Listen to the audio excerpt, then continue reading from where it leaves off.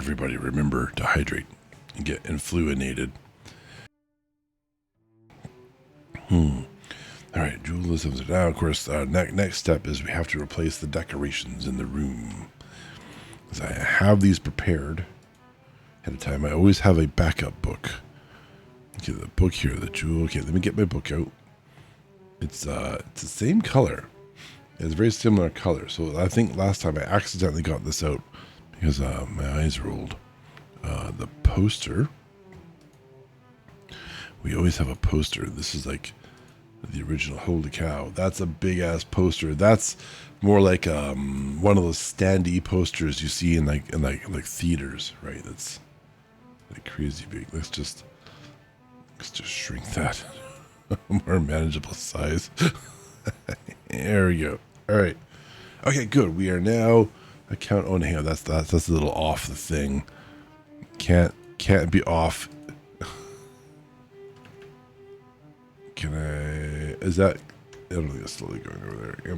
Come on, get over there. Okay, there we go. Close enough. That was a backdrop. No. You were just. It was just. I'm very small and it's very big. No, I'm not going with that. Not going with that. This one we had to carry back to the end of the room. Yeah, we needed 2 people to carry that poster. That's right. Lift with your knees, not with your back. Unless you're like, unless you know how to lift with, there is a way to lift with your back. If you're a power lifter, for example, you know how that works, and you can safely do it. I don't recommend you try. You will hurt yourself. I will hurt myself. Most people will hurt themselves. There's a lot of work that goes into it, so I'm not gonna pretend that it's somehow some cool neat trick that I know. No, my back is weak. And it needs to be strong to do it safely. Okay, let's see. Now I go over here. And I need to get the browser version window thing go so Carmilla can go the way of the dinosaur. And these extra tabs can go the way of the dinosaur. And then go over to my notes here and click on the link. The linky link. Gutenberg or .org. Where we get all of our stories from. Well, just about. I'm going to increase that to 200% because I can't read it otherwise. Here we go. The Jewel of 7 Stars by Bram Stoker.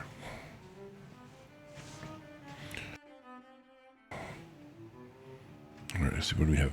This story is like twice the number of words as the last story. So I'm expecting 3 or 4, maybe let's say probably 4 streams out of it. We will see. I'll have to prepare the next story soon for it afterwards. All right. Okay, chapter 1, A Summons in the Night.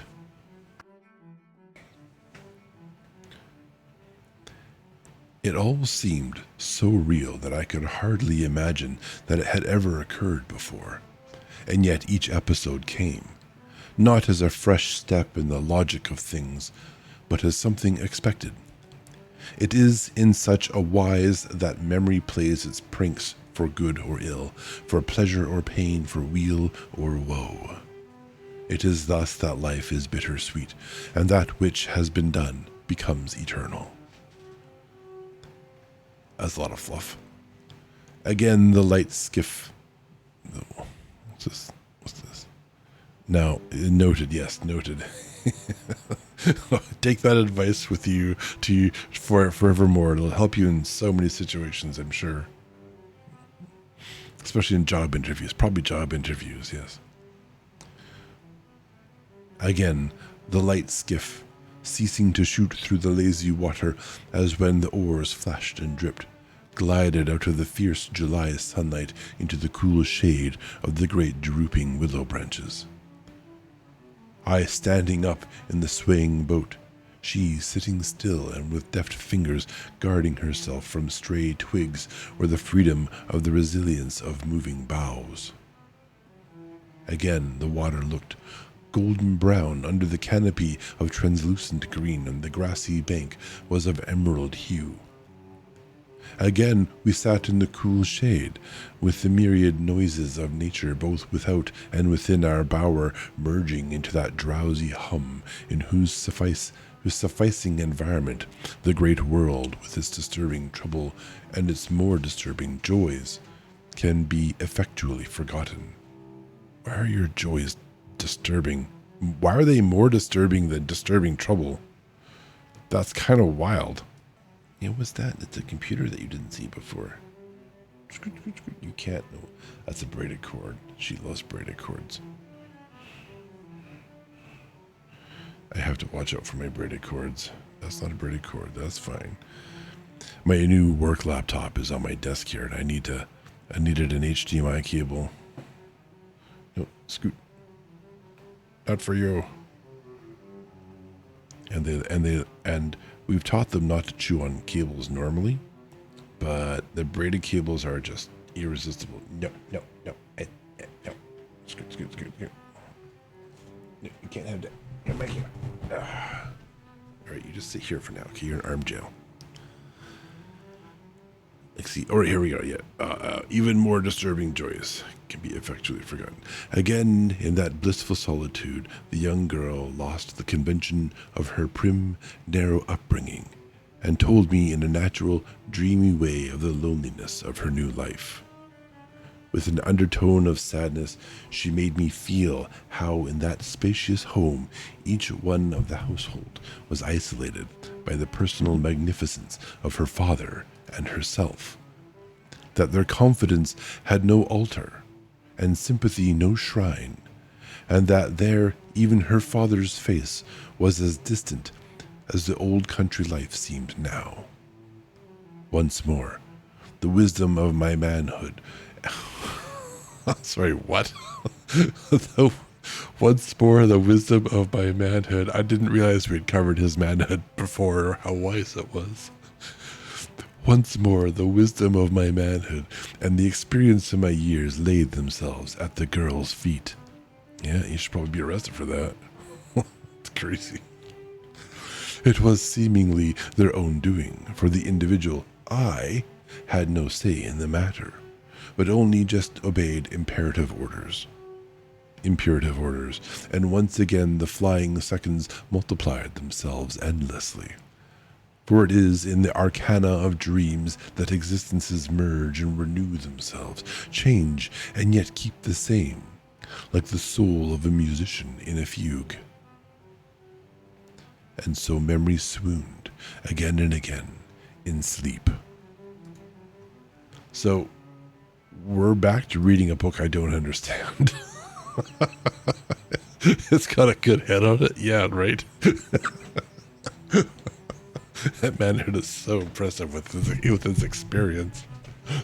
Yeah, that's a good point, Bram Stoker. This is Bram Stoker. This is, yeah, I don't know what they're talking about.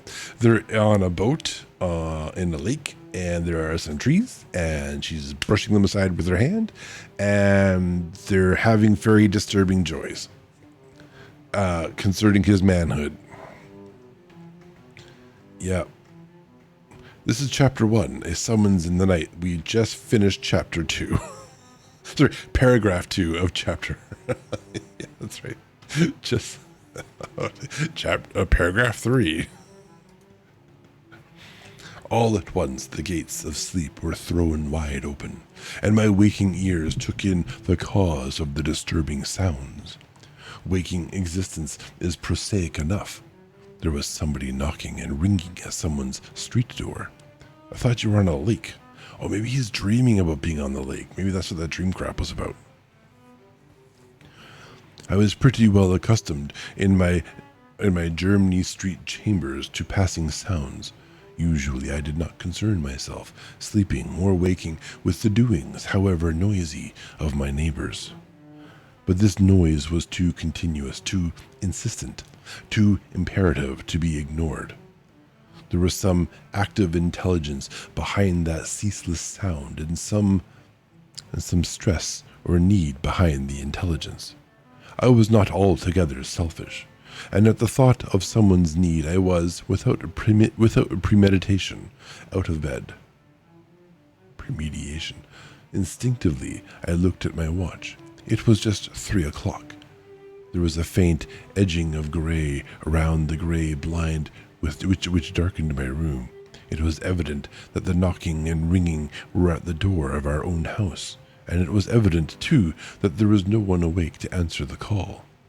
I slipped on my dressing gown and slippers and went down to the hall door.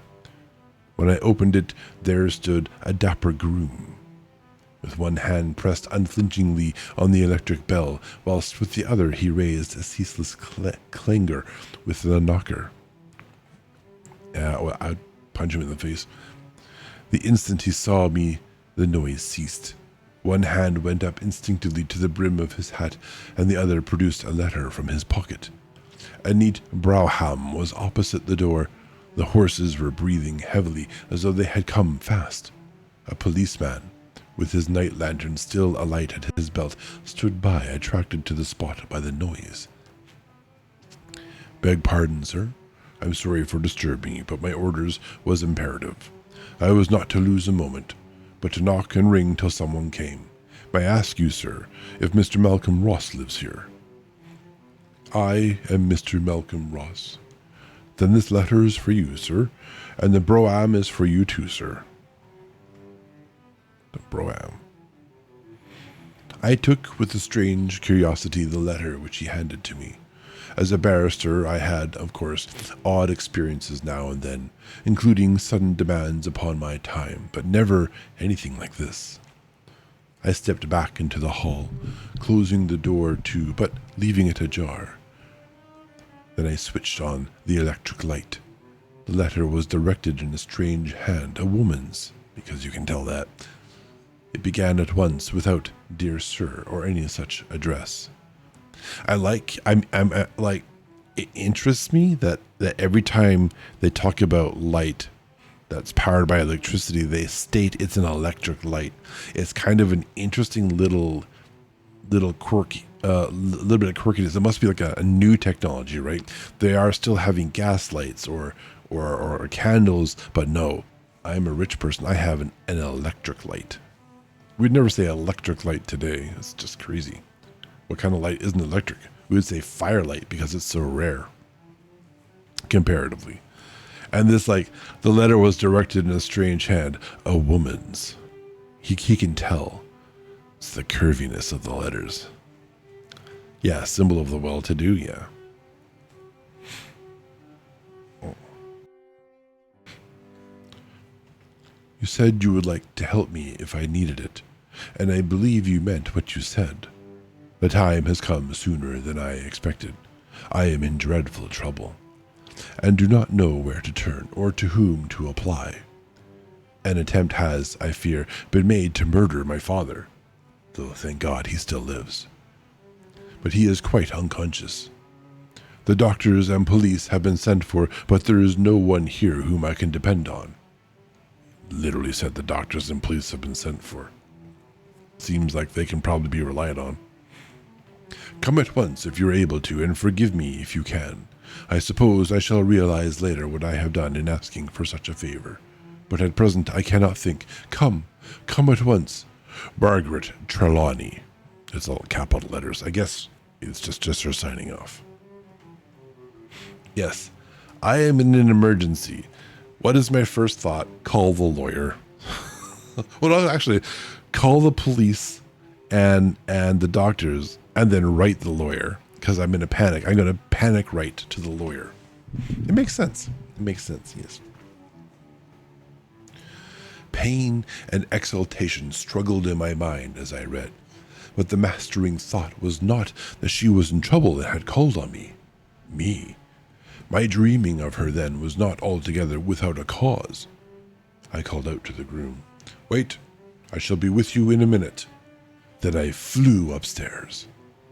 A very few minutes sufficed to wash and dress, and we were soon driving through the streets as fast as the horses could go. It was market morning, and when we got out on Piccadilly, there was an endless stream of carts coming from the west. But for the rest, the roadway was clear, and we went quickly. It's always good to travel a little before or after rush hour. To be clear, a call is not on the phone. It is having sent someone to get them. Yeah, I know that. People who light their homes with candles is expensive. Yeah, today it's expensive to light your home with candles, and also can burn it down. Hard no for burning my house down, just for the record, if anyone was curious. I had told the groom to come into the Brauham with me so that he could tell me what had happened as we went along. He sat awkwardly with his hat on his knee as he spoke. Miss Trelawney, sir, sent a man to tell us to get out a carriage at once, and when we was ready, she come herself and gave me the letter and told Morgan, the coachman, sir, to fly. She said I was to lose not a second, but to keep knocking till someone come. Like entitled much? Wow. Yes, I know, you told me. What I want to know is why she sent for me, what happened in the house. I don't quite know myself, sir, except that the master was found in his bed in his room senseless, with the sheets all bloody and a wound on his head. He couldn't be waked nohow. 'Twas Miss Trelawney herself has found him. So she is the prime suspect, is my opinion. How did she come to find him at such an hour? It was late in the night, I suppose. I don't know, sir. I didn't hear nothing at all of the details. As he could tell me no more, I stopped the carriage for a moment to let him get out on the box. Oh, how gracious of you. I have no need for you. Sit up there where it is cold while we travel, peasant. Then I turned the matter over in my mind as I sat alone. Must be a very, very short thought. You're out. Have no use. Out. Exactly. Thank you for your previous moments. I'm going to enjoy the warmth by myself now. As I sit here in silence, not saying anything. There were many things which I could have asked the servant, and for a few moments after he had gone, I was angry with myself for not having used my opportunity. On second thought, however, I was glad the temptation was gone. Make up your mind, bro. I felt that it would be more delicate to learn what I wanted to know of Miss Trelawney's surroundings from herself rather than from her servants. Which is why you're not a cop or a detective, because a detective would have done both. Stupid barrister. Maybe we don't like this guy. Maybe. We'll see.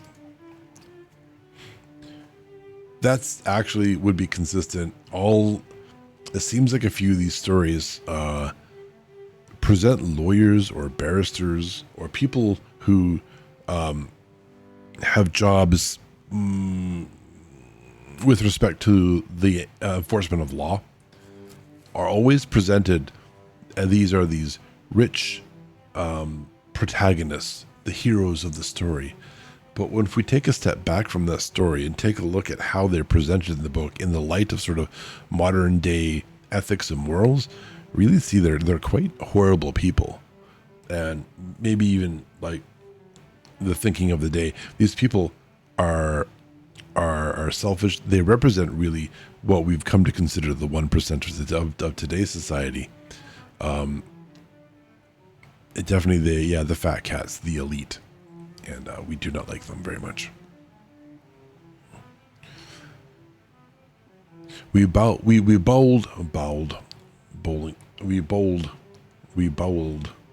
swiftly along Knightsbridge, the small noise of our well-appointed vehicle sounding hollowly in the morning air. We turned up the Kensington Palace Road and presently stopped opposite a great house on the left-hand side. Nearer, so far as I could judge, the Notting Hill than the Kensington end of the avenue. It was a truly fine house, not only with regard to size, but to architecture. Even in the dim grey light of the morning, which tends to diminish the size of things, it looked big. Miss Trelawney met me in the hall. She was not in any way shy. She seemed to rule all around her with a sort of high-bred dominance, all the more remarkable as she was greatly agitated and as pale as snow. In the great hall were several servants, the men standing together near the hall door and the women clinging together in the further corners and doorways. A police superintendent had been talking to Miss Trelawney. 2 men in a uniform and 1 plainclothes man stood near him. As she took my hand impulsively, there was a look of relief in her eyes, and she gave a gentle sigh of relief. Her salutation was simple.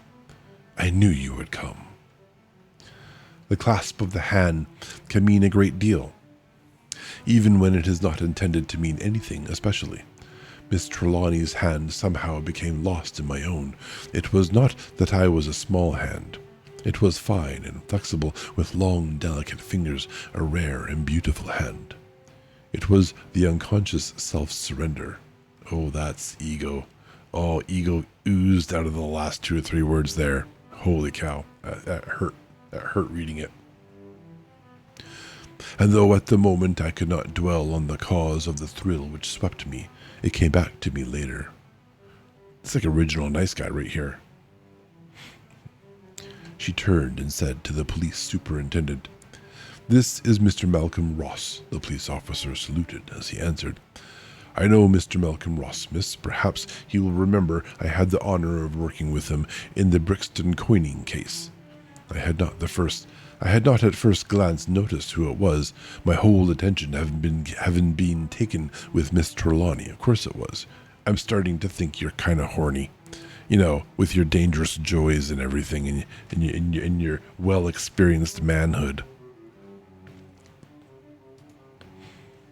"Of course, Superintendent Dolan, I remember very well," I said as we shook hands, but not the hand holding the girl's hand. I could not but note that the acquaintanceship seemed a relief to Miss Trelawney. There was a certain vague uneasiness in her manner which took my attention. Instinctively, I felt that it would be less embarrassing for her to speak with me alone, so I said to the superintendent, "Perhaps it would be better if Miss Trelawney will see me alone for a few minutes. You, of course, have already heard all she knows, and I shall understand better how things are if I may ask some questions. I will then talk the matter over with you, if I may." "I should be glad to be of service. To be of what service I can, sir," he answered heartily. Following Miss Trelawney, I moved over to a dainty room which opened from the hall and looked out on the garden at the back of the house. When we had entered, and I had closed the door, she said, "I will thank you later for your goodness in coming to me in my trouble, but at present you can best help me when you know the facts."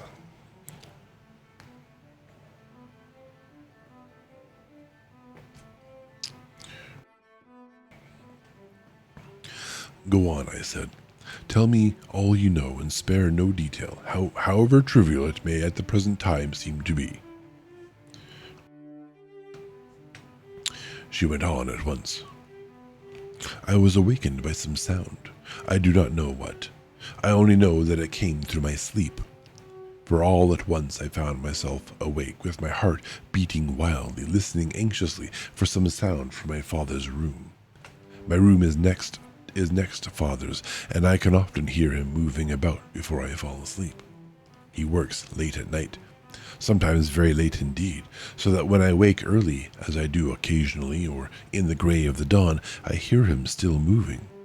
I tried once to remonstrate with him about staying up so late, as it cannot be good for him, but I never ventured to repeat the experiment.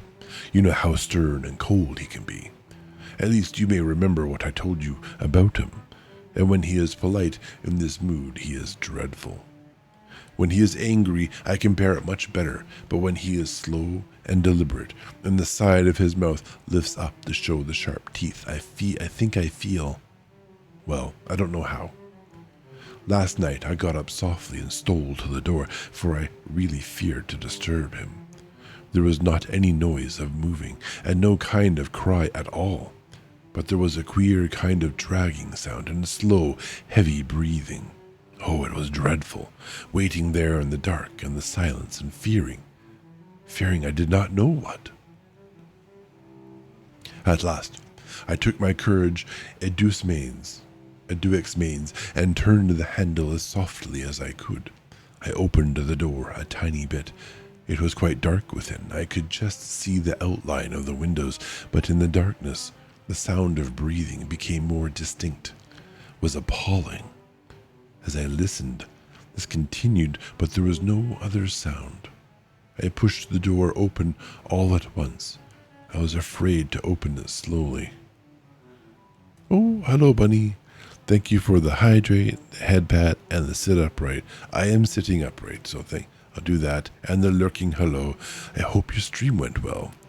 Oh, Valana, you missed the take my first, but Bunny Mom got lucky today.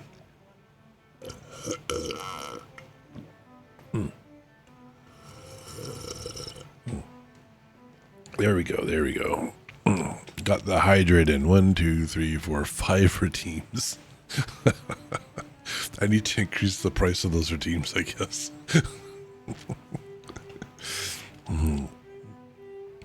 Here you go. Hello, Dana. Welcome. I hope you had a good time. You were playing something earlier tonight. What were you playing?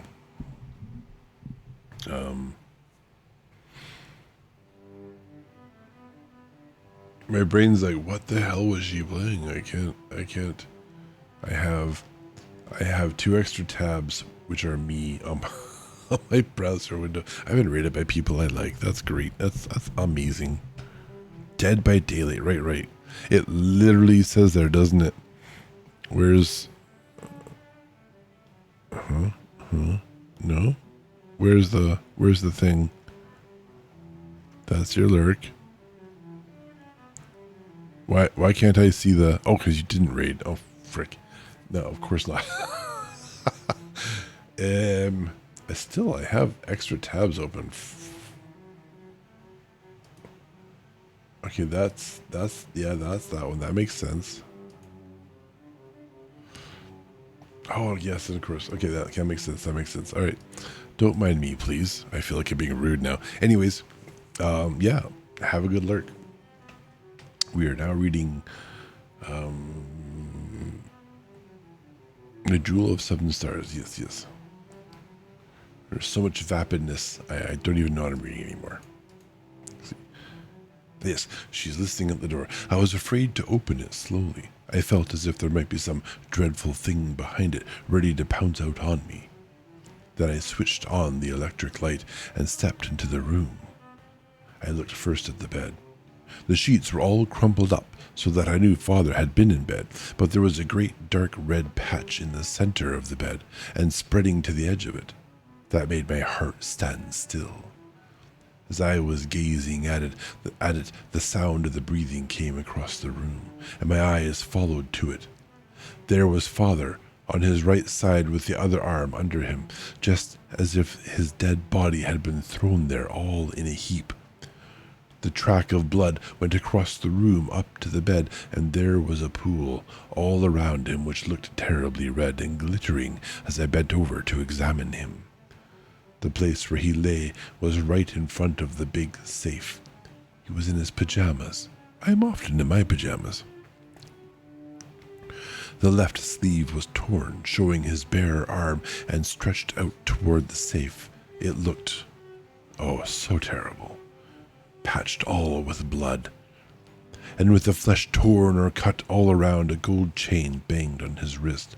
I did not know he wore such a thing, and it seemed to give me a new shock of surprise. Yeah, Dad wears jewelry. It's horrible. She paused a moment, and as I wished to relieve her by a moment's divergence of thought, I said, "Oh, that need not surprise you. You will see the most unlikely men wearing bangles, and I have seen the judge condemn a man to death, and the wrist of the hand he held up had a gold bangle." Are you comparing her dad to a man condemned to death? That's interesting. Is that a comforting thought? She did not seem to heed much the words or the idea. The pause, however, relieved her somewhat, and she went on in a steadier voice. "Oh, the judge? Let's see, the judge and the wrist of the hand he held up. Oh, okay. Sure. Yeah, I misread that. Words suck. In a steadier voice, I did not lose a moment in summoning aid, for I feared he might bleed to death. I rang the bell and then went out and called for help as loudly as I could. In what must have been a very short time, though it seemed an incredibly long one to me, some of the servants came running up, and then others, till the room seemed full of staring eyes and disheveled hair, and nightclothes of all sorts.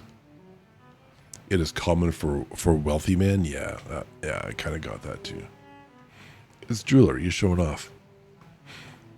We lifted father on a sofa, and the housekeeper, Miss Grant, who seemed to have her wits about her more than any of us, began to look where the flow of blood came from.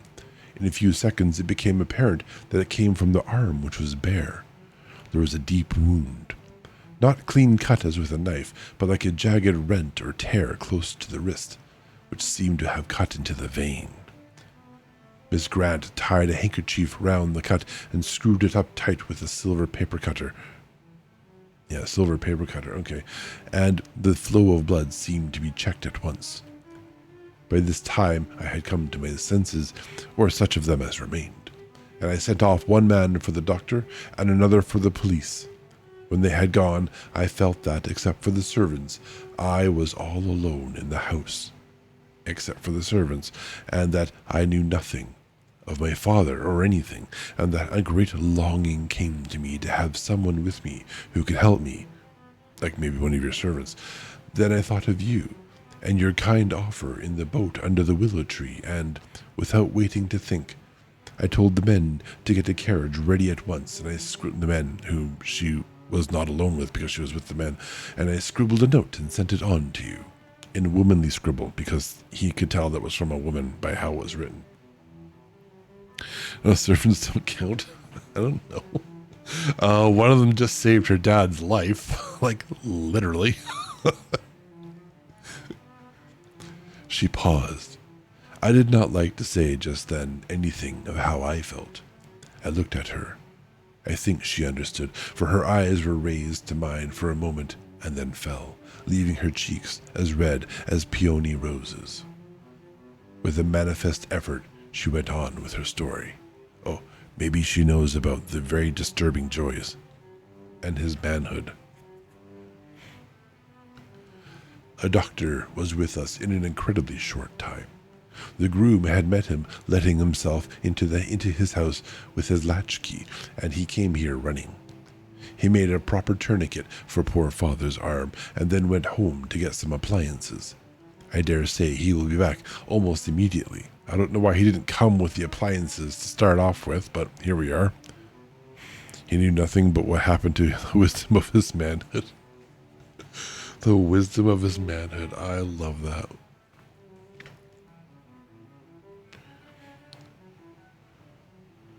Manhood is wise, not him.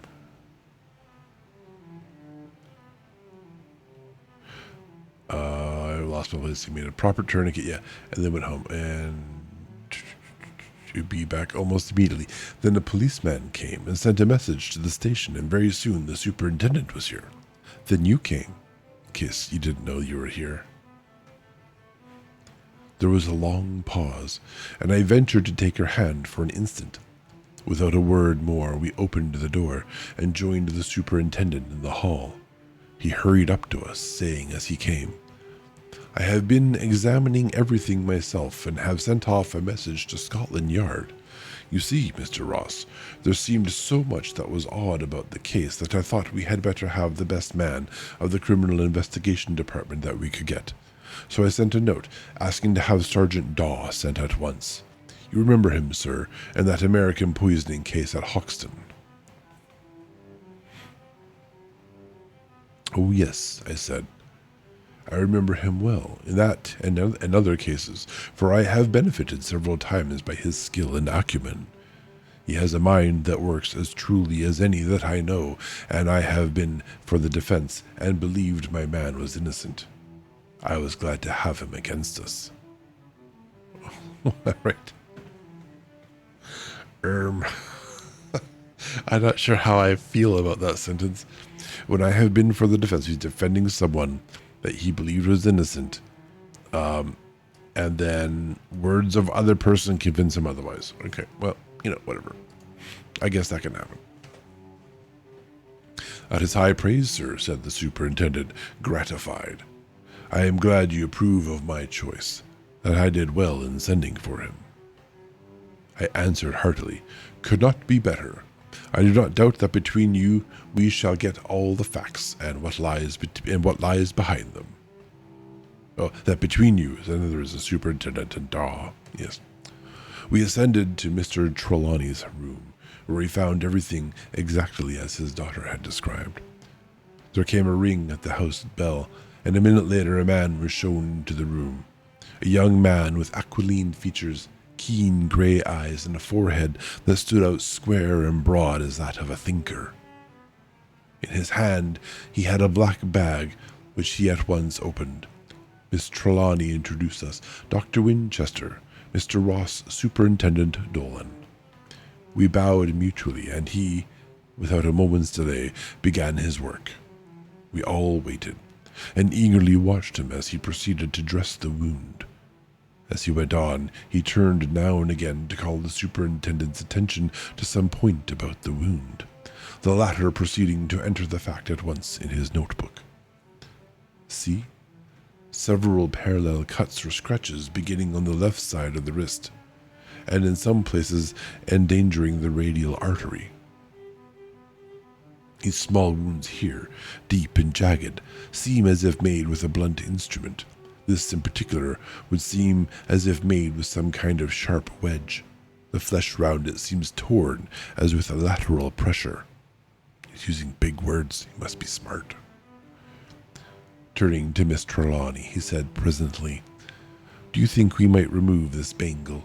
It is not absolutely necessary, as it will fall lower on the wrist where it can hang loosely, but it might add to the patient's comfort later on.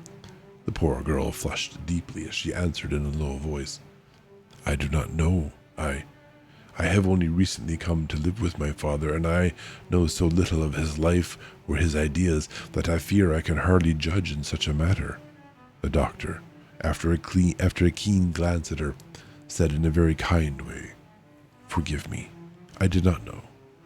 But in any case, you need not be distressed. It is not required at present to move it. Bro, you're the doctor. Move the damn thing. Get it away from the injury. This is not something you need to, ask for permission to do. Were it so, I should do so at once on my own responsibility. If it be necessary later on, we can easily remove it with a file. Oh, okay, it's actually not easy to remove. That's different. Okay, fair. I didn't think it was that hard to remove. Your father doubtless has some object in keeping it as it is. See, there is a tiny key attached to it. As he was speaking, he stopped and bent lower, taking from my hand the candle which I held and lowered it till its light fell on the bangle. Then motioning me to hold the candle in the same position, he took from his pocket a magnifying glass which he adjusted. When he had made a careful examination, he stood up and handed the magnifying glass to Dolan, saying, as he did so, you had better examine it yourself. That is no ordinary bangle. The gold is wrought over triple steel links. See where it is worn away. It is manifestly not meant to be removed lightly, and it would need more than an ordinary file to do it. Dun dun dun, I guess.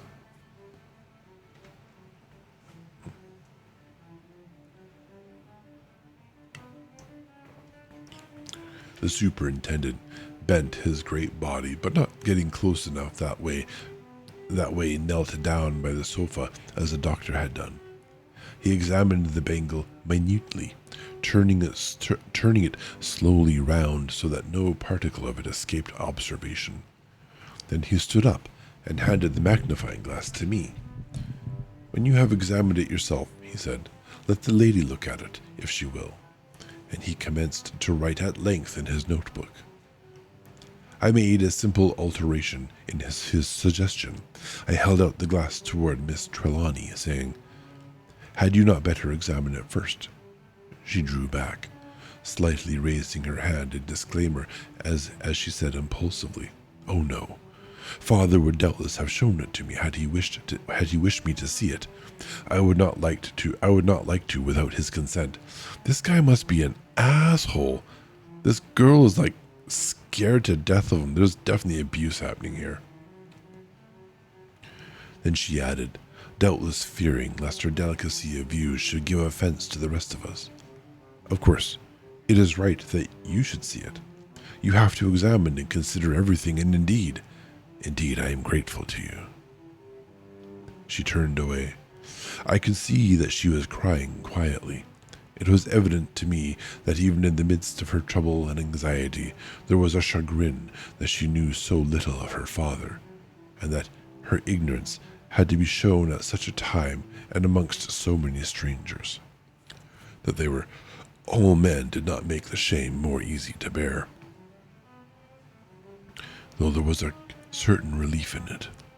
Trying to interpret her feelings, I could not but think that she must have been glad that no woman's eyes of understanding greater than man's were upon her in that hour.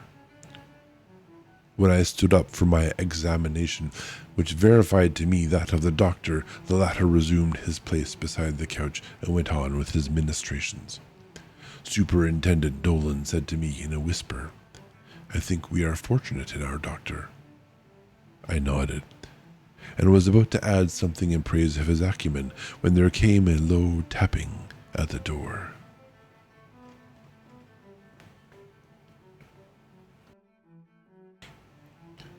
Chapter 2.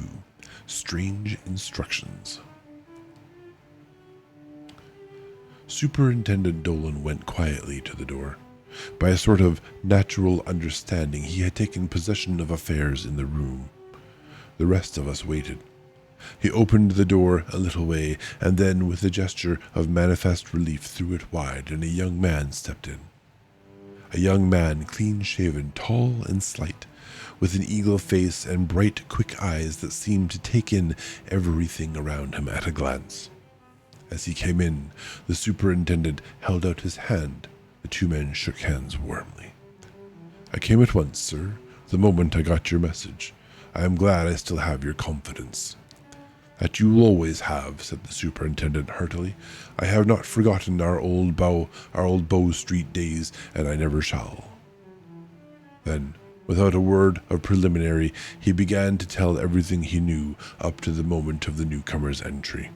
Sergeant Daw asked a few questions, a very few, when it was necessary for his understanding of circumstances or the relative positions of persons, but as a rule Dolan, who knew his work thoroughly, forestalled every query and explained all necessary matters as he went on.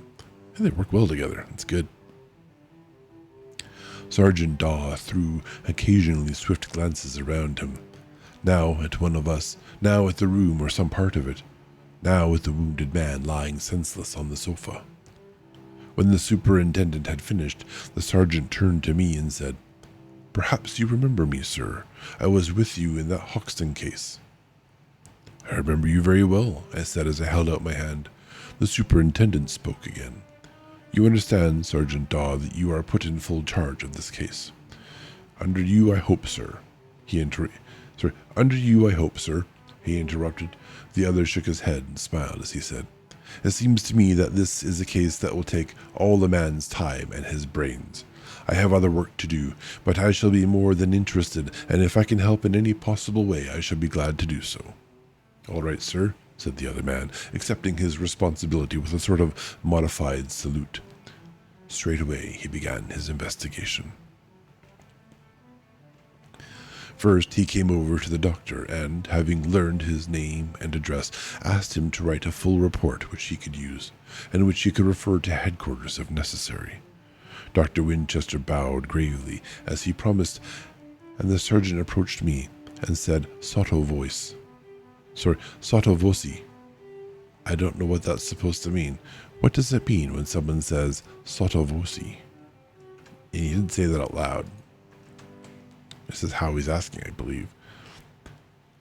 A Sato voice remarked, sung or said in a quiet voice, as if not to be over. So it's probably in a quiet voice. We're going to go with quiet voice. Approached me and said, in a quiet voice, I like the look of your doctor. I think we can work together. Turning to Miss Trelawney, he asked. Yeah, whispered. Please let me know what you can of your father, his ways of life, his history.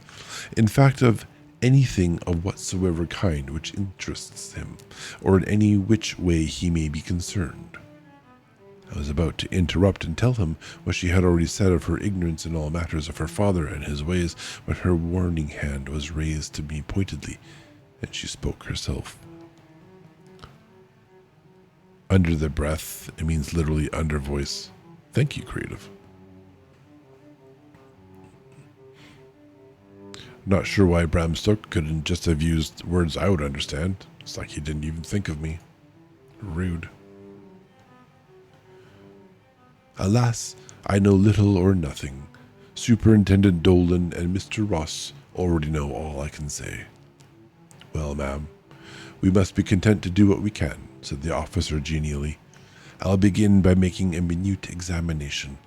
You say that you were outside the door when you heard the noise?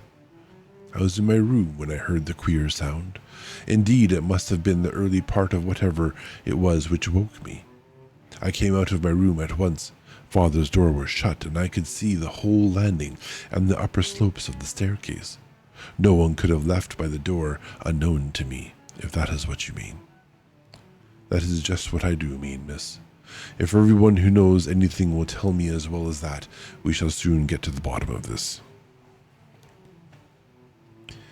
He then went over to the bed, looked at it carefully, and asked, Has the bed been touched? Not to my knowledge, said Miss Trelawney. But I shall ask Mrs. Grant, the housekeeper. She added as she rang the bell. Mrs. Grant answered it in person. Come in, said Miss Trelawney. These gentlemen want to know, Mrs. Grant, if the bed has been touched. Not by me, ma'am. Then, said Miss Trelawney, turning to Sergeant Daw, it cannot have been touched by anyone. Either Mrs. Grant or myself was here all the time, and I do not think any of the servants who came when I gave the alarm were near the bed at all. You see, Father lay here just under the great safe, and everyone crowded round him. We sent them all away in a very short time. Daw, with a motion of his hand, asked us all to stay at the other side of the room whilst with a magnifying glass he examined the bed, taking care as he moved each fold of the bedclothes to replace it in exact position.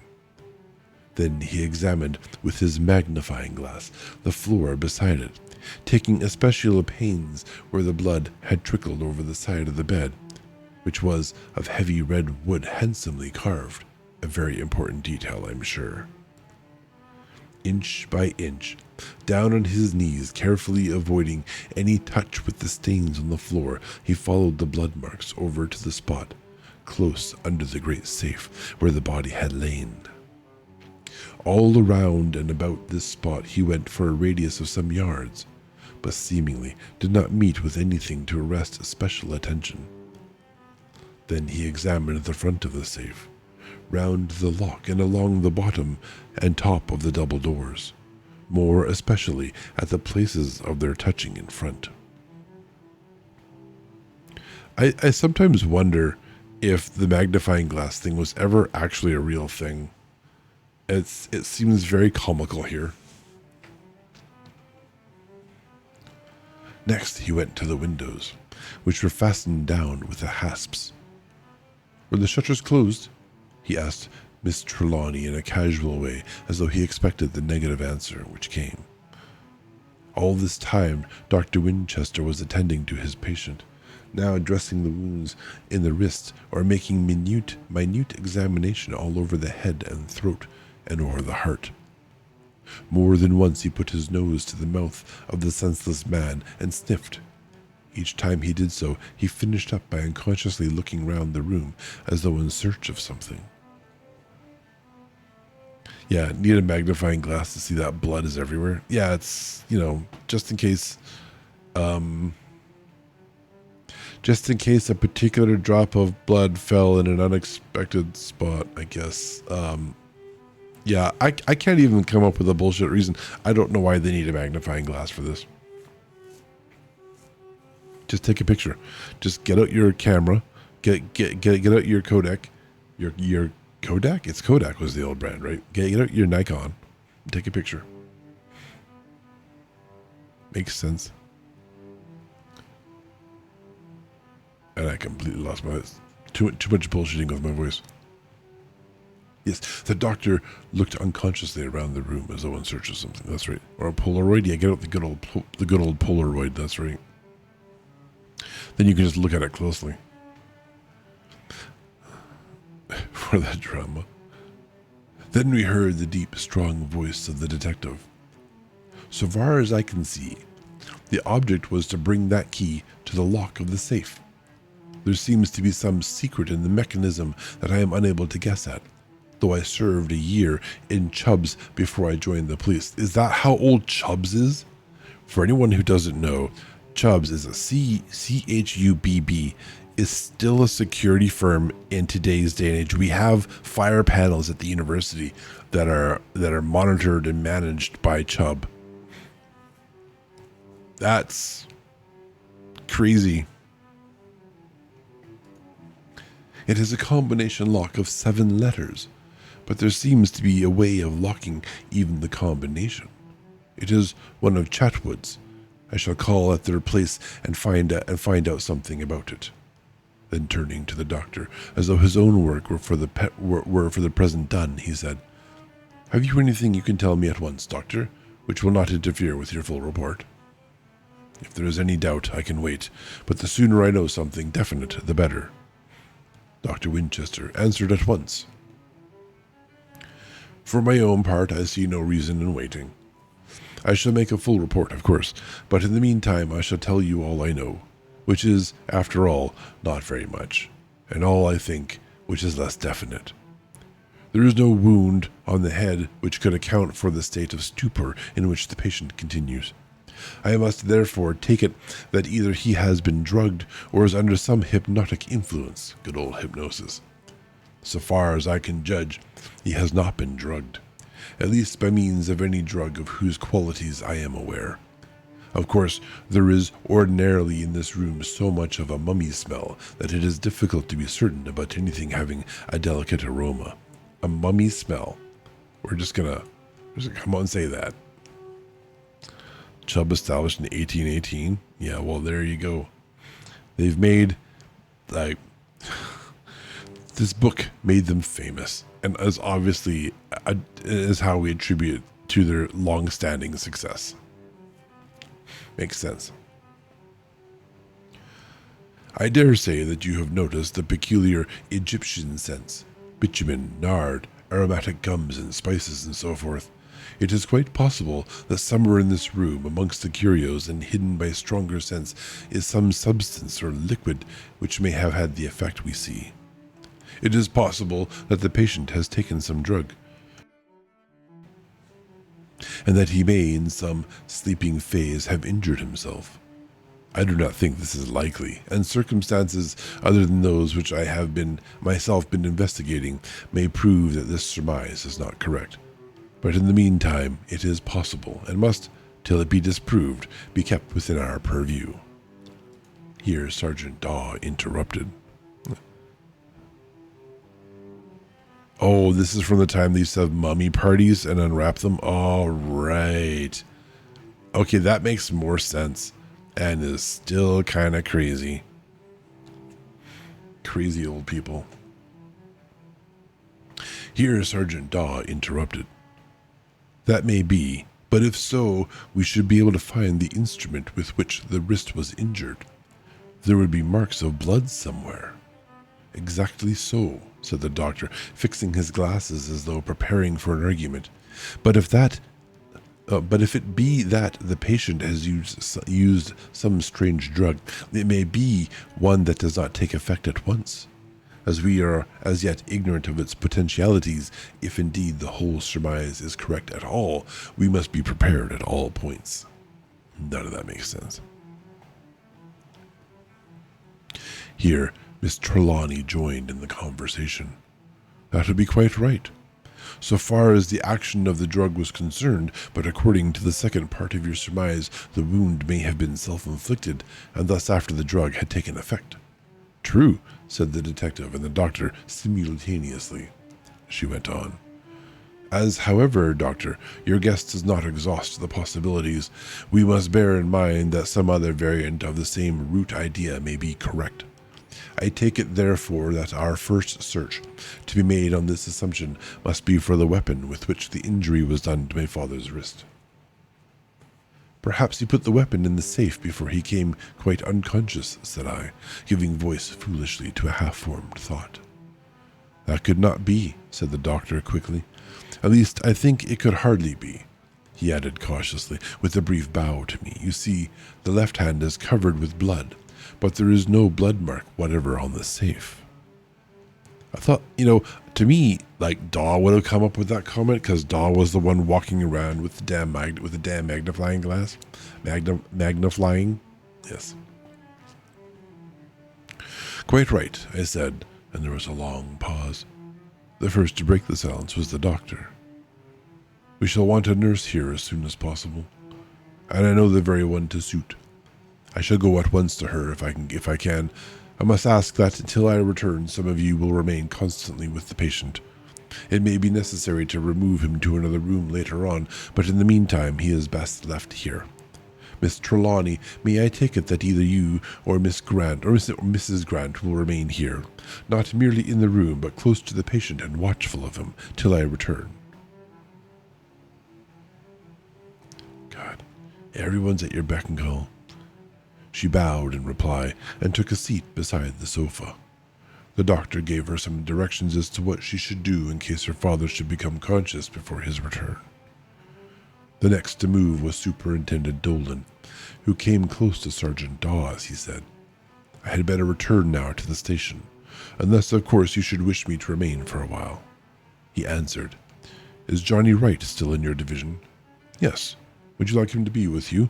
The other nodded reply. Then I will send him on to you as soon as can be arranged. He shall then stay with you as long as you wish. I will tell him that he is to take his instructions entirely from you. The sergeant accompanied him to the door, saying as he went, Thank you, sir. You are always thoughtful for men who are working with you. It is a pleasure to me to be with you again. I shall go back to Scotland Yard and report to my chief. Then I shall call at Chatwood's, and I shall return here as soon as possible. I suppose I may take it, miss, that I may put up here for a day or two, if required. It may be some help or possibly some comfort to you if I am about until we unravel this mystery. I shall be very grateful to you. He looked keenly at her for a few seconds before he spoke again. Before I go, have I permission to look about your father's table and desk? There might be something which would give us a clue, or a lead at all events. Her answer was so unequivocal as to almost surprise him. You have the fullest possible permission to do anything which may help us in this dreadful trouble, to discover what it is that is wrong with my father, or which may shield him in the future. Trusting. He began at once a systematic search of the dressing table, and after that of the writing table in the room. In one of the drawers he found a letter sealed. This he brought at once across the room and handed to Miss Trelawney. A letter, directed to me, and in my father's hand, she said as she eagerly opened it. I watched her face as she began to read, but seeing at once that Sergeant Daw kept his keen eyes on her face, unflinchingly watching every flitting expression, I kept my eyes henceforth fixed on his. When Miss Trelawney had read the letter through, I had in my mind a conviction, which, however, I kept locked in my own heart. Amongst the suspicions in the mind of the detective was one, rather perhaps potentially than definite, of Miss Trelawney herself. For several minutes, Miss Trelawney held the letter in her hand with her eyes downcast, thinking. Then she read it carefully again. This time, the varying expressions were intensified, and I thought I could easily follow them. Wait a minute. I got hydrated again. Queen. Yes. Of course it's Queen. Thank you, Queen.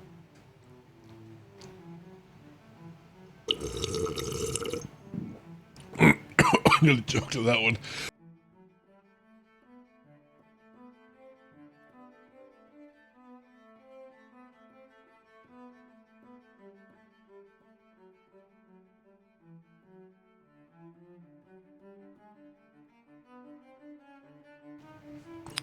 Amazing.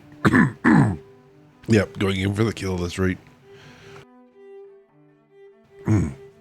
Just cough that out. Good news, yeah, we have ads. We might take ads now. I was going to finish a paragraph. But apparently I now need to address my windpipe. Thanks, Queen. Okay. All right, we'll be back in a few minutes. Okay, so there we go. I think we have, okay, it's detected the microphone again. All right, yay, joy. Cool. All right, welcome back, everyone. Let's see, where were we? Right, it looks like Detective Daw is carefully looking at Miss Trelawney, because honestly, she's got to be suspect number one now, right? That just happened. She has to be.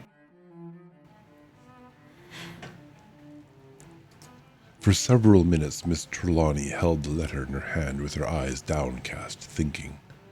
Then she read it carefully again. This time, the varying expressions were intensified, and I thought I could easily follow them.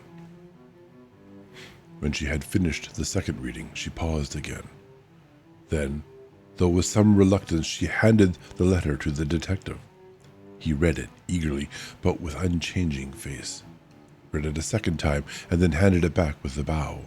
She paused a little again, and then handed it to me.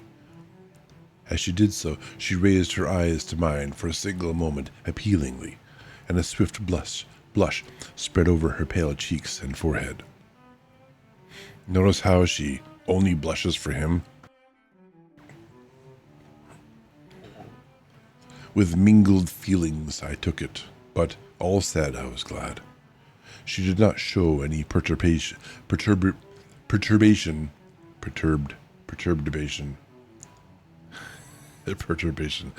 giving the letter to the detective. She might not have shown any to anyone else, but to me. I feared to follow the thought further, but read on, conscious that the eyes of both Miss Trelawney and the detective were fixed on me.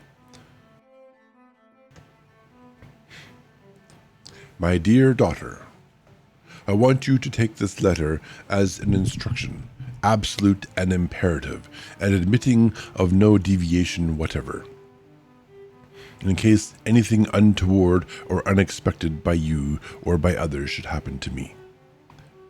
If I should be suddenly and mysteriously stricken down, either by sickness, accident, or attack, you must follow these directions implicitly.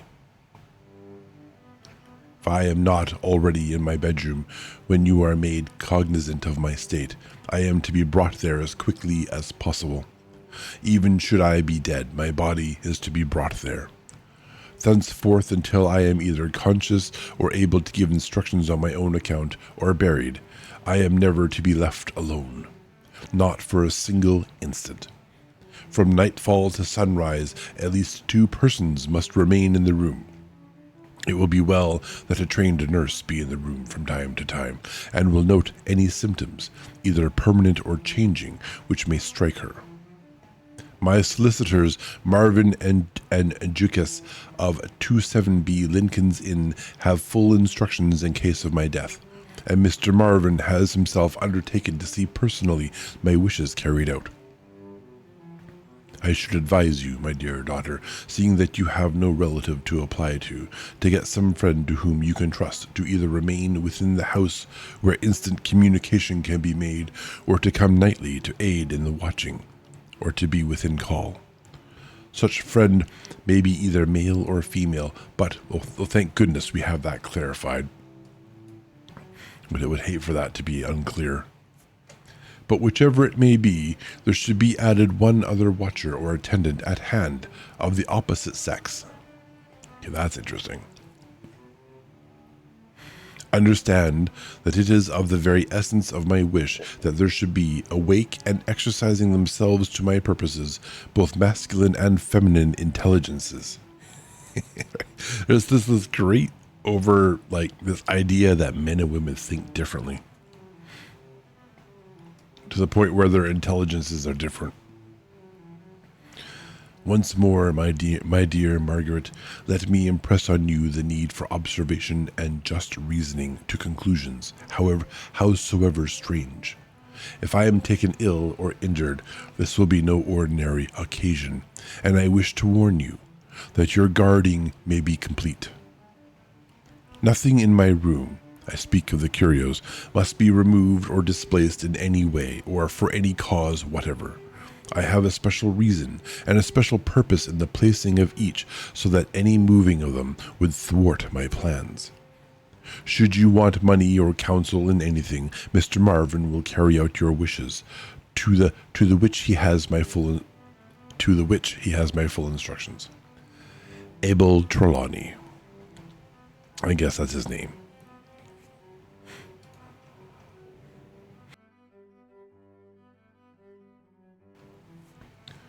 I read the letter a second time before speaking, for I feared to betray myself. The choice of a friend might be a momentous occasion for me. I had already ground for that. I had already ground for that. Look, bro, she's in a bit of a traumatic situation right now. Maybe keep your pants on. I had already ground for hope that she had asked me to help her in the first throe of her trouble, but love makes its own doubtings, and I feared. My thoughts seemed to whirl with lightning rapidity, and in a few seconds a whole process of reasoning became formulated. I must not volunteer to be the friend that her father advised his daughter to have to aid her. Catching my breath. Advised his daughter to have aid her in her vigil, and yet that one glance had a lesson which I must not ignore. Also, did not she, when she wanted help, send to me, a stranger, except for one meeting at a dance and one brief afternoon of companionship on the river?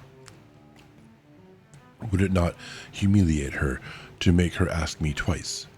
Humiliate her? No, that pain I could at all events save her. It is not humiliation to refuse. So, as I handed her back the letter, I said,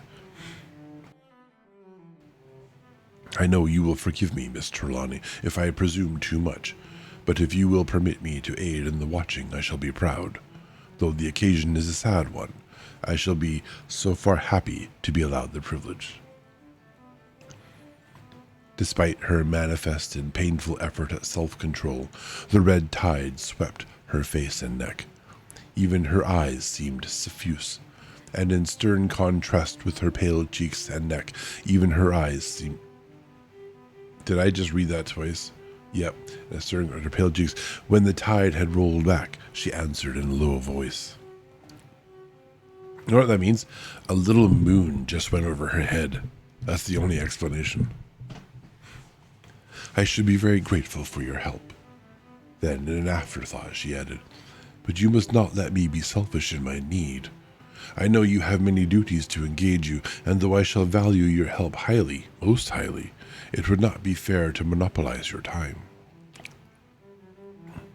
As to that, I answered at once, my time is yours. I can for today easily arrange my work so that I can come here in the afternoon and stay till morning. After that, if the occasion still demands it, I can so arrange my work that I shall have more time still at my disposal. She was much moved. I could see the tears gather in her eyes, and she turned away her head. The detective spoke. I'm glad you will be here, Mr. Ross. I shall be in the house myself, as Miss Trelawney will allow me, if my people in Scotland Yard will permit. That letter seems to put a different complexion on everything, though the mystery remains greater than ever. If you can wait here an hour or two, I shall go to headquarters, and then to the safe-makers. After that I shall return, and you can go away easier in your mind, for I shall be here.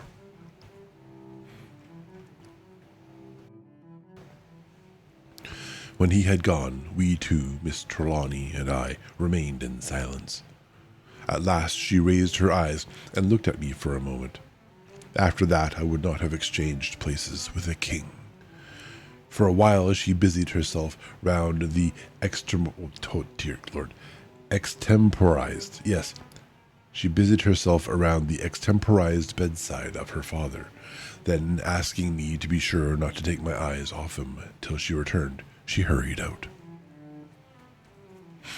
There are men and women who work here already. You do not need to ask or burden other people with this. Just saying. In a few minutes she came back with Mrs. Grant and 2 maids and a couple of men who bore the entire frame and furniture of a light iron bed. This they proceeded to put together and to make. When the work was completed and the servants had withdrawn, she said to me, "It will be well to be all ready when the doctor returns. He will surely want to have father put to bed, and a proper bed will be better for him than the sofa." She then got a chair close beside her father and sat down watching him. I went about the room, taking accurate note of... This is not her father's bedroom.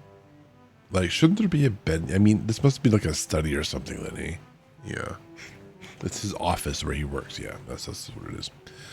I went about the room, taking accurate note of all I saw, and truly there were enough things in the room to evoke the curiosity of any man, even though the attendant circumstances were less strange. The whole place, excepting those articles of furniture necessary to a well-furnished bedroom, he still calls it a bedroom, was filled with magnificent curios, chiefly Egyptian. As the room was of immense size, there was opportunity for the placing of a large number of them, even if, as with these, they were of huge proportions. I want a big room. Whilst I was still investigating the room, there came the sound of wheels on the gravel outside the house. There was a ring at the hall door, and a few minutes later, after a preliminary tap at the door and an answering "Come in," Dr. Winchester entered, followed by a young woman in the dark dress of a nurse. "I have been fortunate," he said as he came in. "I found her at once, and free. Miss Trelawney, this is Nurse Kennedy."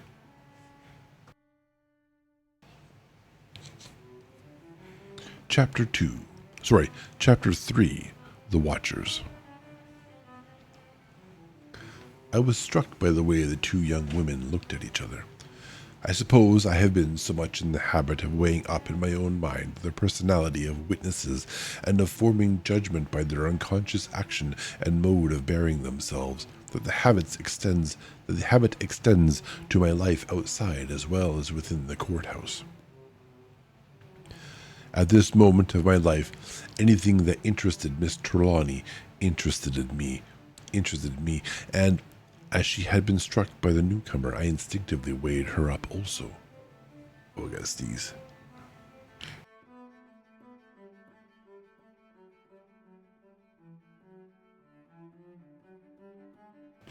Alright, sorry. He's instinctively weighing her up, right? By comparison to the 2, I seemed somehow to gain a new knowledge of Miss Trelawney. Certainly the 2 women made a good contrast. Miss Trelawney was of fine figure, dark, straight-featured. She had marvelous eyes, great, wide open, and as black and soft as velvet. With a mysterious depth. How can eyes be soft as velvet? Just make them fuzzy.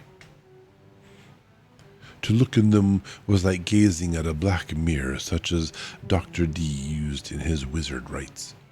I heard an old gentleman at the picnic, a great oriental traveler, describe the effects of her eyes. as looking at night at the great distant lamps of a mosque through the open door. Men describing women. The eyebrows were typical, whatever that means, finely arched and rich in long curling hair. They seemed like the proper architectural environment of the deep, splendid eyes. Her hair was black also, but was as fine as silk. Is that healthy? Generally, black hair is a type of animal strength, and seems as if some strong expression of the forces of a strong nature. Huh? But in this case, there could be no such thought. There were refinement and high breeding. Her hair was finely bred, and though there was no suggestion of weakness, any sense of power there was rather spiritual than animal. Are we still talking about hair? Is this still the hair? The whole harmony of her eyes as soft as a kitty's belly, drawn to the seduction and danger of sinking into it, knowing it is a trap. See, that makes sense at least. You know what you're doing when you're petting a kitty's belly. I have no idea what this is about. There were refinement and high breeding, as though there was no suggestion of what we did. We read that, but still high breeding. The whole harmony of her being seemed complete. She is an orchestra, a well-tuned set of instruments. Carriage, figure, hair, eyes, the mobile, full mouth, whose scarlet lips and white teeth seemed to light up the lower part of her face. Friend, if your teeth are glowing, you need to see a doctor for a different reason. Meow meow. Hello, Gwen. Hi. Yeah, and the answer is no. Translation: She would make good-looking babies. Yeah. According to the wisdom of his manhood.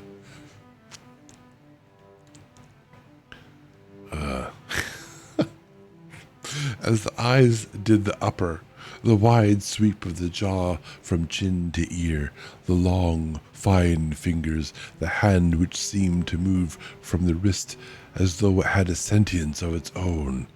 Oh, like that anime, Parasite or something, right? Where his hand was actually an alien. The manhood of wisdom was in charge of that one. Hello, Adam. I love it when you read to me. Beautiful. You're what the fuck? Bibliothecary. Amazing.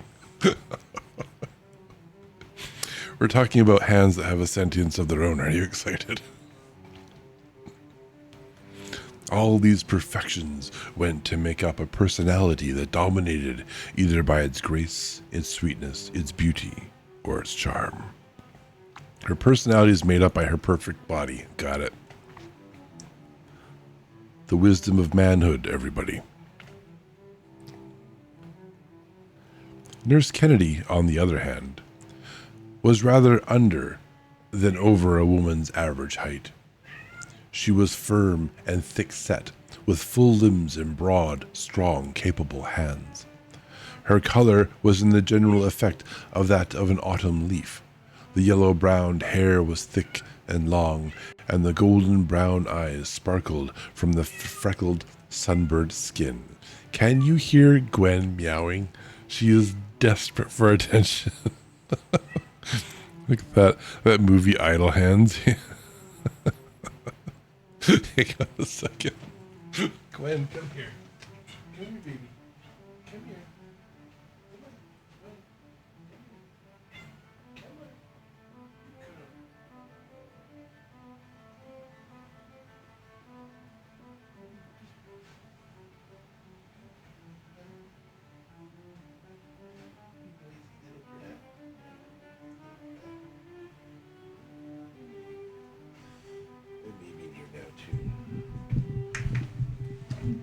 She has been fed. Yeah, I expect that's why she's here. No, you're an arm gel. Come out. No, you're my little kitty cat now. Yeah. Hey. Okay. Here you go. You can hop down. Yeah, they need attention. Now she's gonna chase her sister. Don't hurt each other. All right. Anyhow, my apologies. Let's see.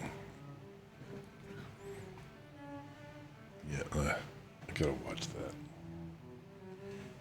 As long as maybe he's playing back just as hard.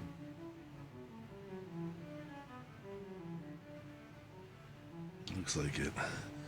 Yeah, they're racing around the room. Lexi's sorry. Her rosy cheeks gave a general idea of rich brown. The red lips and white teeth did not alter the color scheme, but only emphasized it. She had a snub nose. There was no possible doubt about it, 'cause you looked, I suppose. But like such noses in general, it showed a nature generous, untiring, and full of good nature. Her broad white forehead, which even the freckles had spared, was full of forceful thought and reason. Right, they have a thing where your physical appearance somehow impacts your personality or something. You had to stop your twin cats, brother and sister, from fighting. The older brother was annoying the sister. Yeah, sometimes we have to, ask Gwen to just calm down a little bit. She gets a little too excited. Yeah, phrenology, that's right. And they've mentioned the broad head being a thinking person's face a couple times here, so I think that's probably where that's coming from.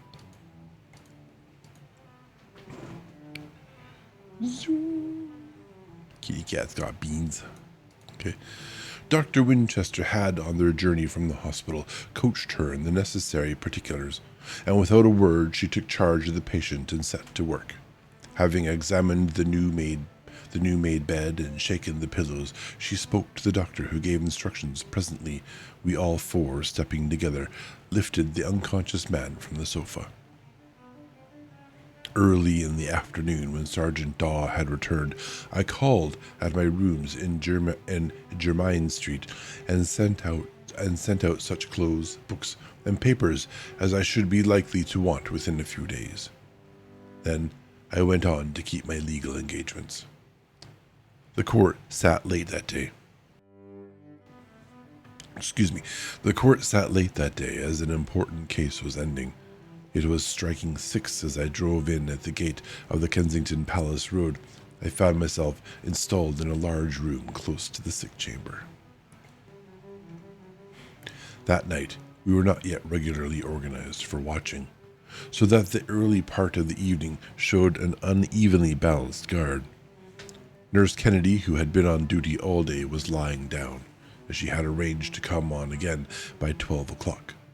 Dr. Winchester, who was dining in the house, remained in the room until dinner was announced, and went back at once when it was over.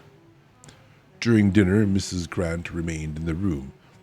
With her, Sergeant Daw, who wished to complete a minute examination which he had undertaken of everything in the room and near it.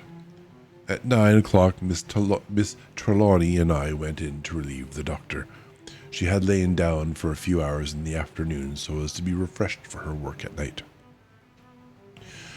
She told me that she had determined that for this night at least she would sit up and watch.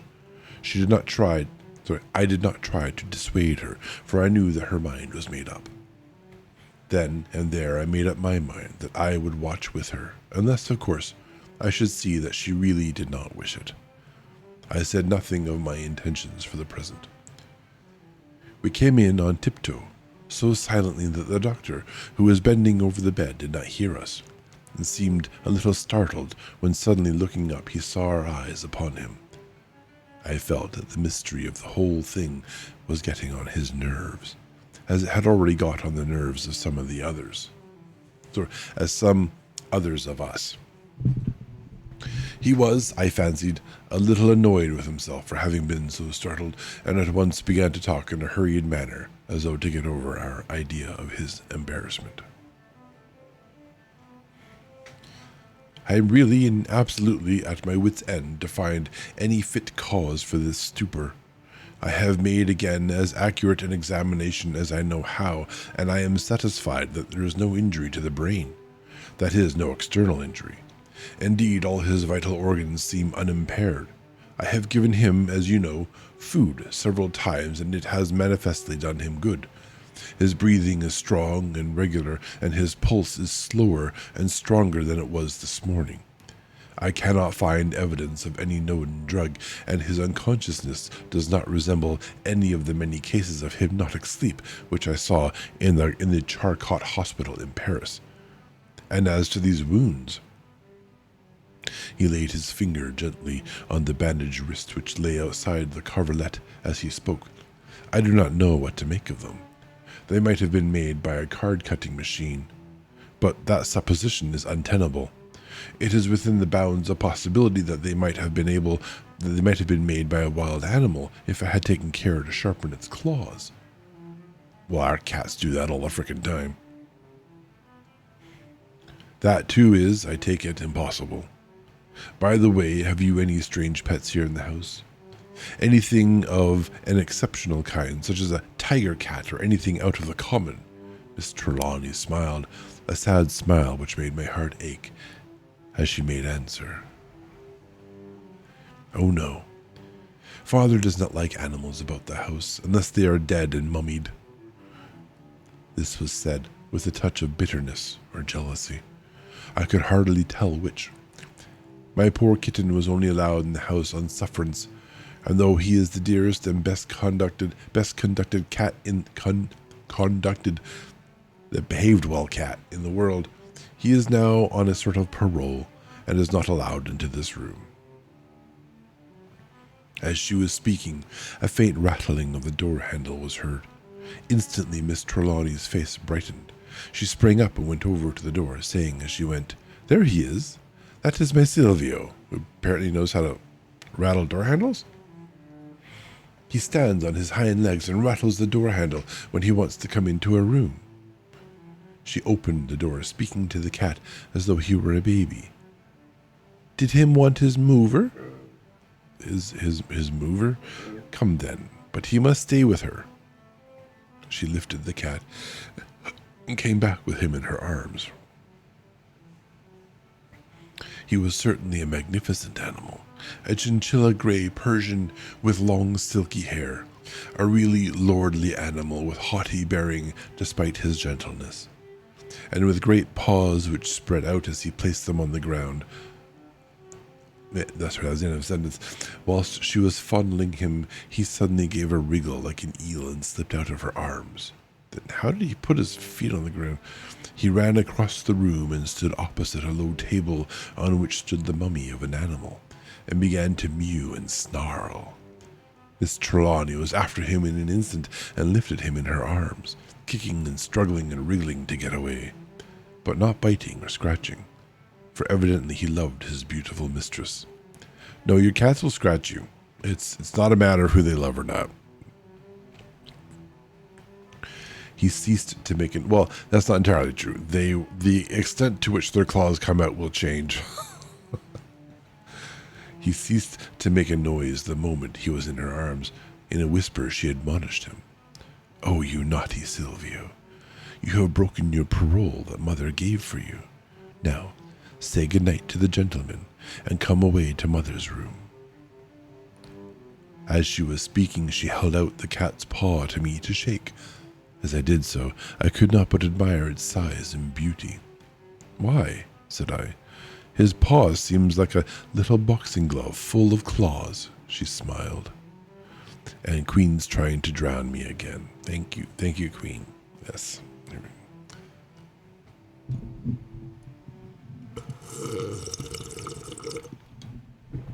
I hydrate very much more carefully than I did prior.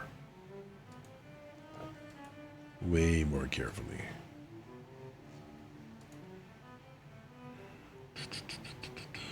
Oh, hang on, let me do this.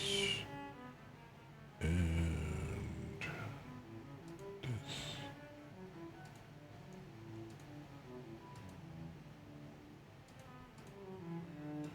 this. Just checking something, folks. Okay. Chug, chug, chug. Yes, choke, choke, choke. That's right. I mean, chug, chug, chug. Of course, yes. Details. Right, his paw is a little boxing glove full of claws. So it ought to. Don't you notice that my Silvio has 7 toes, see? She opened the paw, and surely enough, there were 7 separate claws, each of them sheathed in a delicate, fine, shell-like case. As I gently stroked the foot, the claws emerged, and one of them accidentally. There was no anger now, and the cat was purring, stuck into my hand. Instinctively, I said, as I drew back, "Why, his claws are like razors." Hint, hint, hint, hint, I guess. Dr. Winchester had come close to us and was bending over looking at the cat's claws. As I spoke, he said in a quick, sharp way, "Eh?" I could hear the quick intake of his breath. Whilst I was stroking the now quiescent cat, the doctor went to the table and tore off a piece of blotting paper from the writing pad and came back. He laid the paper on his palm and, with a simple "Pardon me" to Miss Trelawney, placed the cat's paw on it and pressed it down with his other hand. A haughty cat seemed to resent somewhat the familiarity and tried to draw its foot away. This was plainly what the doctor wanted, for in the act the cat opened the sheaths of its claws and made several reefs in the soft paper. Then Miss Trelawney took her pet away. She returned in a couple of minutes. As she came in, she said, It is most odd about that mummy." Silvio came into the room first. "Indeed, I took him in as a kitten to show father. He went on just the same way. He jumped up on the table and tried to scratch and bite at the mummy. That was what made father so angry. He brought the decree of banishment on poor Silvio. Only his parole given through me kept him in the house."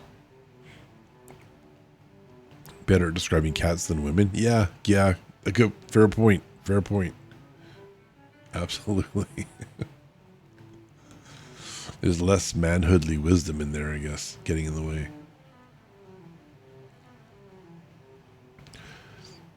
Whilst she had been gone, Dr. Winchester had taken the bandage from her father's wrist. The wound was now quite clear, as the separate cuts showed out in fierce red lines. The doctor folded the blotting paper across the line of punctures made by the cat's claws and held it down to close the wound. As he did so, he looked up triumphantly and beckoned us over to him. The cuts in the paper corresponded with the wounds in the wrist. No explanation was needed. As he said, "It would have been better if Master Silvio had not broken his parole." We were all silent for a little while. Suddenly Miss Trelawney said, "But Silvio was not in here last night." "Are you sure? Could you prove that if necessary?" She hesitated before replying. "I am certain of it, but I fear it would be difficult to prove. Silvio sleeps in a basket in my room. I certainly put him to bed last night. I remember distinctly laying his little blanket over him and tucking him in. This morning I took him out of the basket myself. I certainly never noticed him in here. Though, of course, if that would not mean much, for I was too concerned about poor father and too much occupied with him to notice even Silvio." The doctor shook his head as he said, with a certain sadness, "Well, at any rate, it is no use trying to prove anything now. Any cat in the world would have cleaned blood marks if did any exist, from his paws in 100th part of the time that it has elapsed." Again we were all silent, and again the silence was broken by Miss Trelawney. "But now that I think of it, it could not have been poor Silvio that injured father. My door was shut when I first heard the sound, and father's was shut when I listened at it. When I went in, the injury had been done, so that it must have been before Silvio could possibly have gone in." This reasoning commended itself, especially to me as a barrister, for it was proof to satisfy a jury. "Oh, thank you, Clue, for the creepy little kitty cats. Your little babies, which need to go see a doctor and have their mouths fixed. so that they look like kitty cats again, and not creepy little whatever those are. Yes. Well, welcome to the channel. So glad to have you. Thank you for the bits. You would appreciate it maybe more now. Clue not using the wisdom of manhood.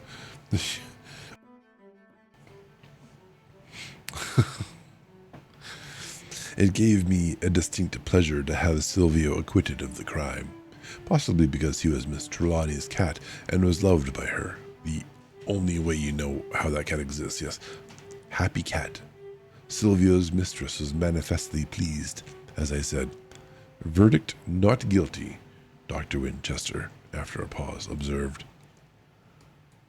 The doctor was so close to an answer. Only followed the words and the wisdom of the Cluse. The Cluse, as opposed to the goose. The Gloose. Yeah. We discovered very early on in this book that our protagonist here is very, very impressed with the wisdom of his manhood, especially with respect to joy that was more disturbing than the disturbing troubles. Yes. This book. My apologies to Master Silvio on this occasion, but I am still puzzled to know why he is so keen against that mummy. Is he the same toward the other mummies in the house? There are, I suppose, a lot of them. I saw 3 in the hall as I came in. Wait a minute, like proverbial manhood or manhood? Clue? I don't know. It's just, nobody knows. Yes. Yeah, the answer is just yes. There are lots of them, she answered. I sometimes don't know whether I am in a private house or the British Museum. But how many stolen artifacts do you have? Only Bram Stoker's knows. Yeah, that's right. But Silvio never concerns himself about any of them except that particular one. I suppose it must be because it is of an animal, not a man or wait. How many non-animal mummies are in this house? Like, for real? So there's 3 in the hallway, but none of them are of animals? Rich English person, likely a lot, yeah. Also likely a lot. There are lots of them, yeah, but sometimes... So, is he the same towards the other mummies in the house? There are, I suppose, a lot of them. I saw 3 in the hall as I came in. She says, there are lots of them. I sometimes don't know whether I am in the private house or the British Museum, but Silvio never concerns himself about any of them except that particular one. I suppose it must be because it is of an animal, not a man or a woman. Does that not imply that the other quote-unquote mummies in the house, at least 3 in the hall, are human? That can't be right. Right. Perhaps it is of a cat, said the doctor as he started up and went across the room to look at the mummy more closely. Yes, he went on. It is the mummy of a cat, and a very fine one, too. Yeah. Mummy parties? It was normal to have them standing around in the hallways? That's so creepy. Oh, man. I figured like you had one in your house maybe sometimes and you store it somewhere. That's, ugh. Oh, man. Gross. Creepy, gross. If it hadn't been a special favorite of some special person, it would never have received so much honor. See? A painted case and obsidian eyes. Just like a human mummy. It is an extraordinary thing, that knowledge of kind to kind. Here is a dead cat. That is all. It is perhaps 4,000 or 5,000 years old, and another cat of another breed in what is practically another world is ready to fly at it, just as it would if it were not dead. I should like to experiment a bit about that cat, if you don't mind, Miss Trelawney. She hesitated before replying. Of course. Do anything you may think necessary or wise, but I hope it will not be anything to hurt or worry my poor Silvio. The doctor smiled as he answered. Oh, Silvio would be all right. It is the other one that my sympathies would be reserved for. How do you mean? Master Silvio will do the attacking. The other one will do the suffering. Suffering? There was a note of pain in her voice. The doctor smiled more broadly. Oh, please make your mind easy as to that. The other won't suffer as we understand it, except perhaps in his structure and outfit. What on earth do you mean? Simply this, my dear young lady, that the antagonist will be a mummy cat like this one. There are, I take it, plenty of them to be had in Museum Street. I shall get one and place it here instead of that one. You won't think that a temporary exchange will violate your father's instructions, I hope. We shall then find out, to begin with, whether Silvio objects to all mummy cats or only to this one in particular. Maybe focus on the investigation. That's just my 2 cents. It's been way too long since you held a good mummy party. I'd rather a mommy party, but that's perhaps just me. I feel like that would be a lot of us would just prefer a mommy party than the mummy party. Mommy party. Though that's, how's your mom gonna take to that? What about a daddy party? What is a daddy party? That's a barbecue, isn't it? Beers and burgers. Some good, hot, juicy wieners. I don't know, she said doubtfully. Father's instructions seem very uncompromising. Then after a pause, she went on. But of course, under the circumstances, anything that is to be ultimately for his good must be done.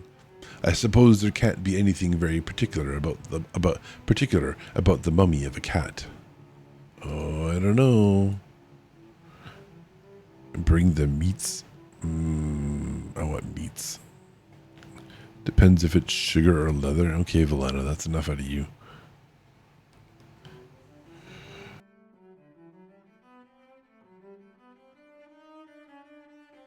Damn, I got a burp that wants to come out, but it just won't go anywhere. All right. We need to read the damn story. All right.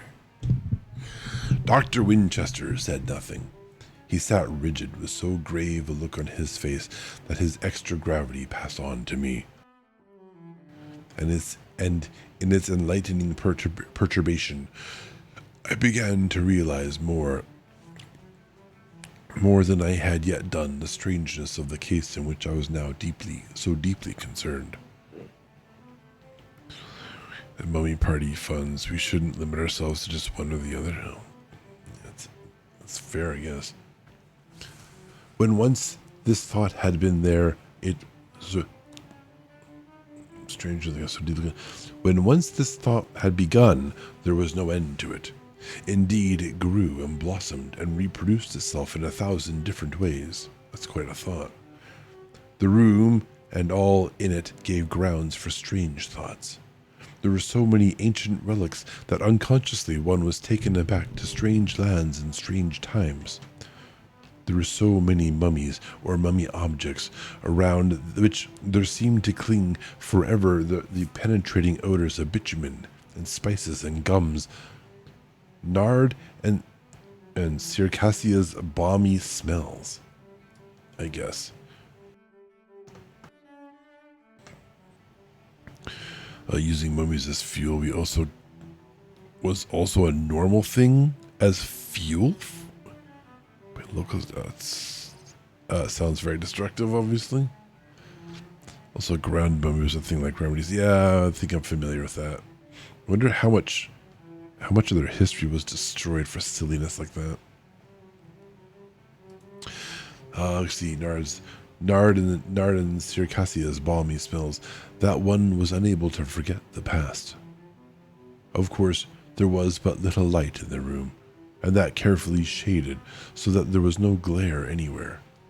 None of that direct light which can manifest itself as a power or an entity. And so to make for companionship. I don't know what that means. The room was a large one, and lofty in proportion to its size. In its vastness was placed a multitude of things not often found in a bedchamber. In far corners of the room were shadows of uncanny shape.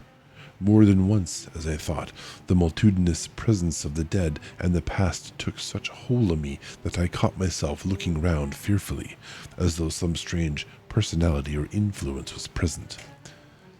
Even the manifest presence of Dr. Winchester and Miss Trelawney could not altogether comfort or satisfy me at such moments.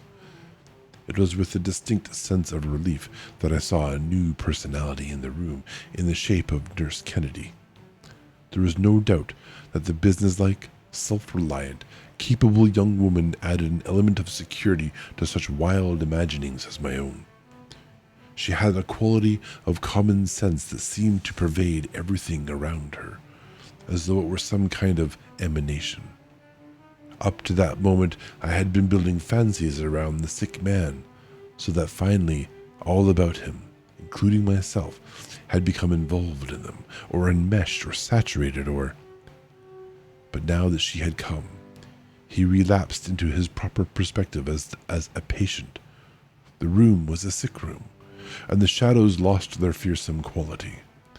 The only thing which it could not altogether abrogate was the strange Egyptian smell. You may put a mummy in a glass case and hermetically seal it so that no corroding air can get within, but all the same, it will exhale its odor. No, actually, it won't, technically. It would be impossible for that to happen, so, yeah. Instead of coal for trains, just throw a mummy in there? How many mummies could there possibly have been? That's insane. One might think that 4,000 or 5,000 years would exhaust the olfactory qualities of anything. But experience teaches us that these smells remain, and that their secrets are unknown to us.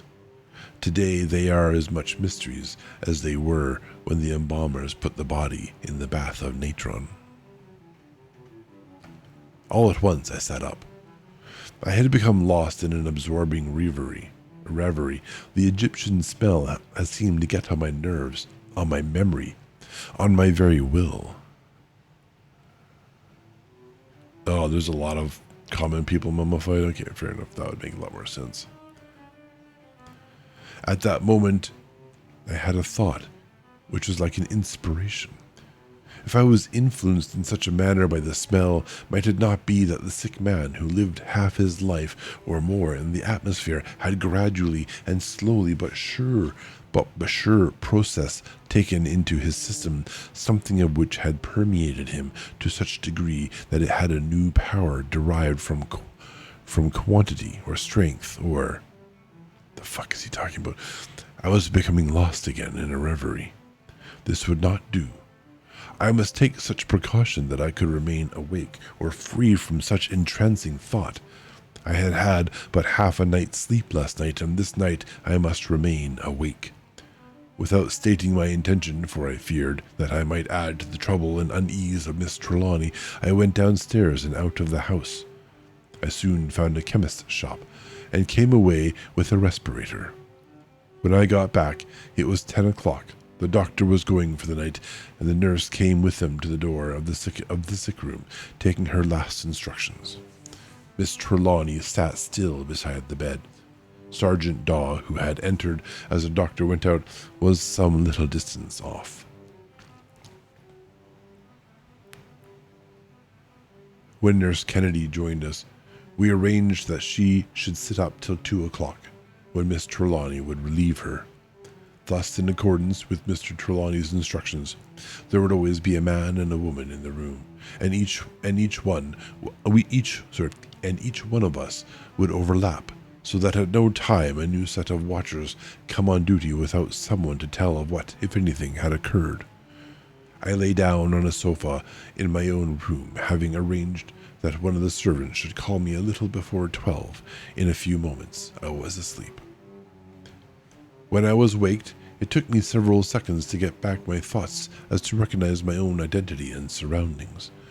The short sleep had, however, done me good, and I could look on things around me in a more practical light than I had been able to do earlier in the evening. I bathed my face, and thus refreshed went into the sick room. I moved very softly. The nurse was sitting by the bed, quiet and alert. The detective sat in an armchair across the room in deep shadow. He did not move when I crossed until I got close to him, when he said in a dull whisper, "It is all right. I have not been asleep." An unnecessary thing to say, I thought. It always is, unless it be untrue in spirit. When I told him that his watch was over, that he might go to bed till I should call him at 6 o'clock, he seemed relieved and went with alacrity. At the door he turned, and coming back to me, said in a whisper, "I sleep lightly, and I shall have my pistols with me. I won't feel so heavy-headed when I get out of this mummy smell." Ah, the mummy smell is a sleeping agent, got it. He too then had shared my experience of drowsiness. I asked the nurse if she wanted anything. I noticed that she had a vinaigrette in her lap. Doubtless she too had felt some of the influence which had so affected me. She said that she had all she required, but that if she should want anything, she would at once let me know. I wished to keep her from noticing my respirator, so I went to the chair in the shadow where her back was toward me. Here I quietly put it on and made myself comfortable. Why would you hide that? Maybe you should have just bought one for everybody. For what seemed a long time, I sat and thought and thought. It was a wild melody of thoughts, as might have been expected from the experiences of the previous day and night.